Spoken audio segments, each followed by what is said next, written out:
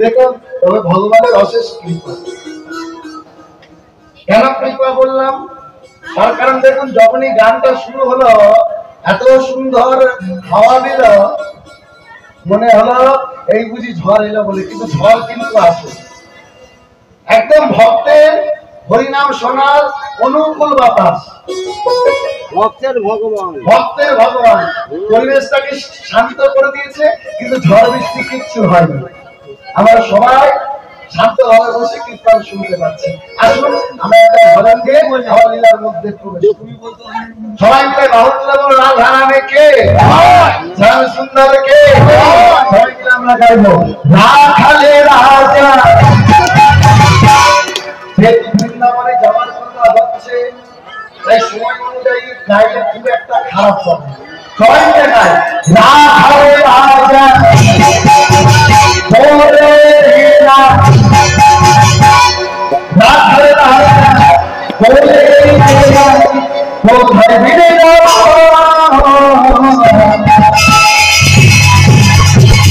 সামনে কুন্দ রাধা কুন্দ হিরি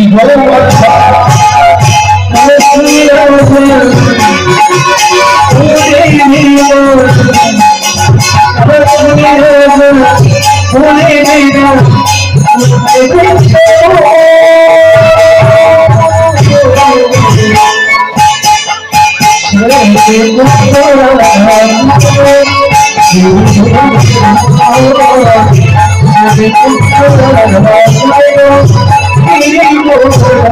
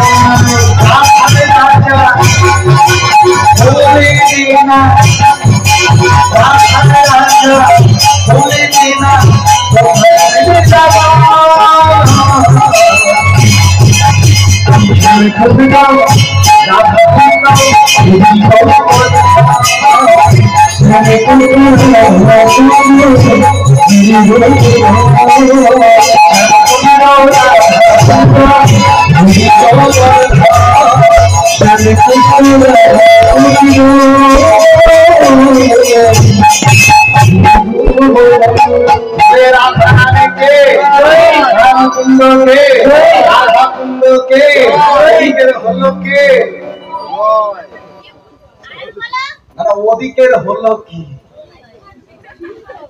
সত্যবতী আর সত্যব্রত দুজন মিলে কোথায় গিয়েছিল? বৃন্দাবনে। কি করছিল মা? পরিক্রমা। আর পরিক্রমা করতে করতে করতে করতে এলো সেই শুভ দিন।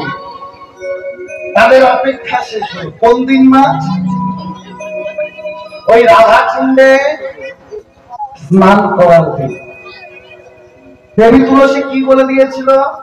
রাধা কুণ্ডে স্নান করে একটি ফল দান করতে হবে। এই যে আমার মতন কোন যদি ব্যক্তি হতো, যদি আমি হতাম, তাহলে কোন ফল দান করতাম? আমি কিন্তু কম দামি দিতাম না, আমরা কিন্তু দামি ফল দিতাম, যেমন ড্রাগন ফ্রুট দিতাম, ব্ল্যাকবেরি, রেডবেরি, স্ট্রবেরি, অ্যাভোকাডো, কিউই, এই সমস্ত দামি ফল দিতাম। কেন? এগুলো তো বাপের জন্য খাইনি আর ভবিষ্যতে খাবো না, সুতরাং এইগুলো তুমি খাও। আবার বলে আমি হলে গরম চাবি, মানে যেই ফলগুলো খাই না সেইগুলো বৃন্দাবনে গিয়ে দান করে আসে। বাপের জন্য খাইনি, ভবিষ্যতে খাবো না, রাধারানী এগুলো তুমি খাও। কিন্তু সত্যবতী আর সত্যবত তারা পরম ভক্ত, পরম বৈষ্ণব। কোন ফল দান করলেন? যে ফল আমার প্রিয় ফল, যে ফল আপনার প্রিয় ফল, আমাদের সবার প্রিয় ফল। এই গরমকালে গাছে গাছে হয়ে থাকে। কোন ফল? আম, আমাদের জাতীয় ফল আম।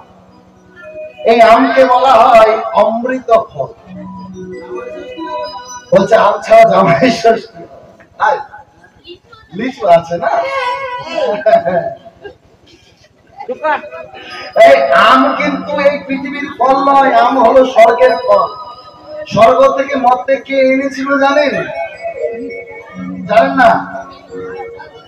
এনেছিল রাবণ, লঙ্কার রাজা রাবণ। এনে গাছটা পুঁতেছিল কোথায়? না, যে বনে সীতা দেবীকে হরণ করে রাখা ছিল, সেই অশোক কানন। আর যেদিন রাবণ রাজা বীর হনুমান গেল ওই অশোক কাননে সীতা দেবীর কাছে, সীতা দেবী ভাবছে হনুমান আমার সন্তান তুল্য, এত দূর থেকে এসেছে, তাকে কিছু দেব না, ওই একটা আম পেরে দিয়েছিল হনুমানের হাতে। হনুমান আমটা দেখে ভাবছে এটাকে কেমন করে খাবো, কোনোদিন তো দেখেনি। এই বলে আমটাকে বেশ করে চটকিয়েছে, গলা মোচন মেরে যে আমটা নরম হয়ে গেছে পিছন থেকে একটু ছিদ্র করে আমটাকে শুষে শুষে খেয়েছে। কত সুন্দর ফল গো! এই ফলটা রাবণ খাবে আর আমার প্রভু রাম যেখানে থাকে প্রভু খাবে না?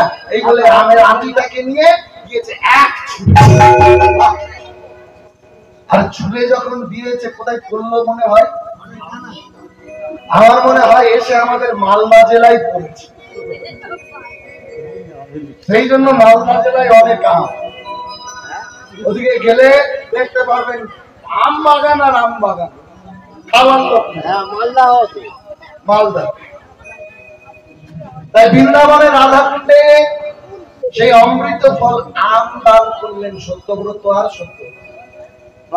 আম দান করে ওই বৃন্দাবন বিলাসিনী রাধারানীর কাছে প্রার্থনা করে বলছে, হে প্রেমময়ী, আমার টাকা চাই না, আমার পয়সা চাই না, গাড়ি বাড়ি ধন সম্পত্তি কিচ্ছু চাই না।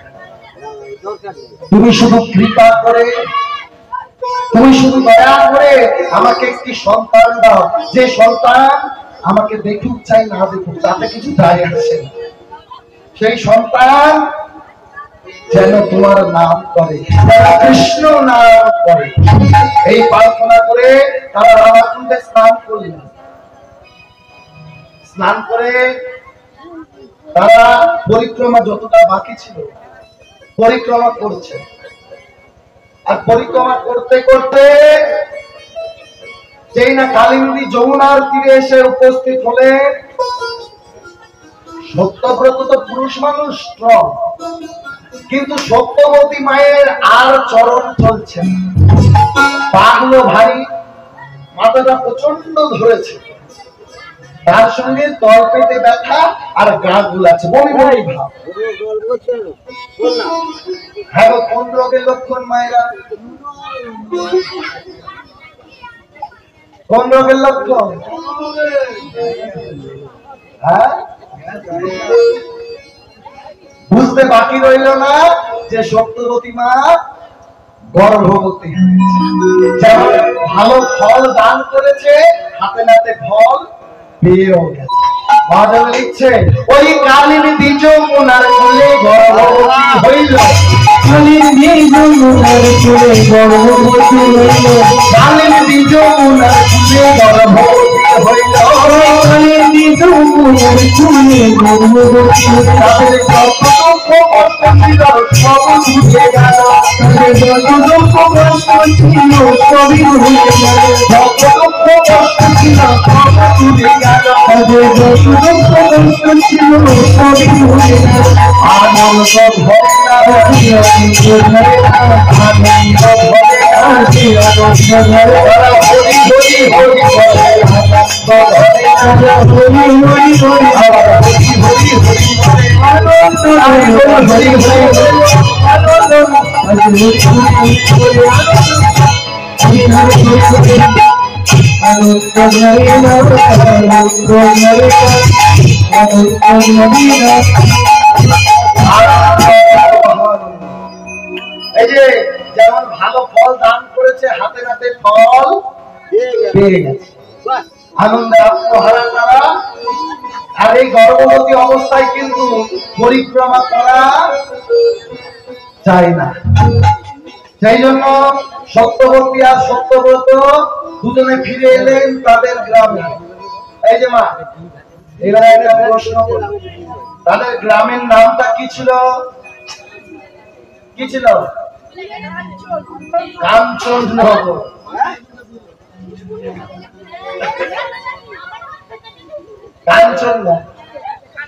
কাঞ্চননগর গ্রামে ফিরে এলেন, কারণ গর্ভবতী অবস্থায় কিন্তু কোন রকমের পরিক্রমা করা যায় না, গন্ডি দেওয়া যায় না।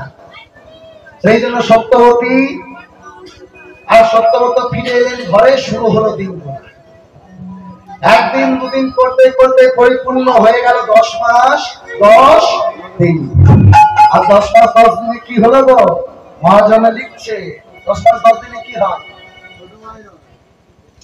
শুভ দিনে শুভ ঘটে বিধি রবিধানে, শুভ দিনে শুভ ঘটে বিধি রবিধানে, শুভ দিনে শুভ ঘটে বিধি রবিধানে, শুভ দিনে শুভ ঘটে বিধি রবিধানে।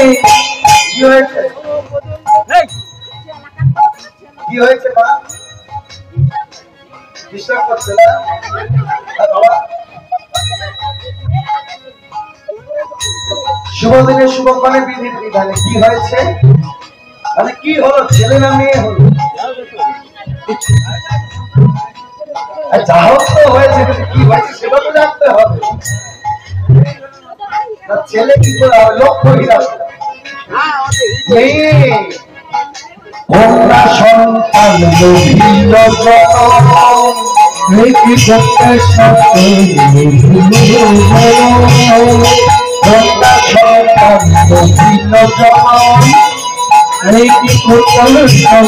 লোভিল জনম, কি করতে আদি লক্ষ হীরার জন্ম হলো, লক্ষ হীরার জন্ম হলো,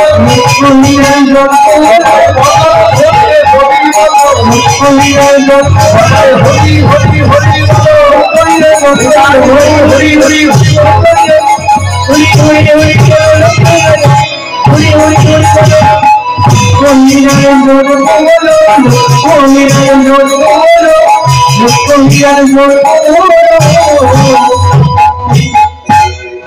শ্রীমতী রাধারানীর অশেষ করুণায়